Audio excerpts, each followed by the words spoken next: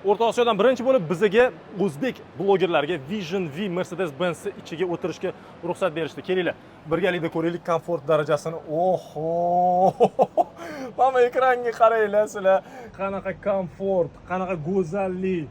Wow, materiallar o'ziga xos. Bu yerga lyustradan tortib o'rindiqlargacha shunaqangi qulay, shunaqangi yumshoq. Bu charm hammasi. Shunaqangi ajoyib konseptkar. Birinchi qatorga bitta e'tibor beramiz. Juda ham ajoyib dizayn, 3 talab displey, Mercedes-Benzga xos deflektorlar. Mana bu narsalarga bitta e'tibor beringlar. Endi avtomobilning tashqi ko'rinishi bilan bittadan yaqindan tanishamiz. Kelinglar. Mana qaranglar, tashqi ko'rinishi. Wow, podsvetkalarga nima deysizlar?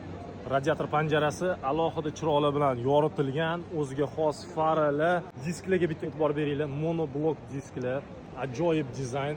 Yon tomondan o'sha V-klassga xos ochilmaydigan bir tarafdan eshiklar va eng qizig'i, eng go'zali bu albatta mana bu orqadagi yoritish elementi. Fanardishga уже tiling bormaydi. Allaqachon monoqoshdan mana bunaqa dizaynga Mercedes-Benz kompaniyasi yaqinlashdi. O'ylaymanki, sizlarga ham ma'qul bo'ldi.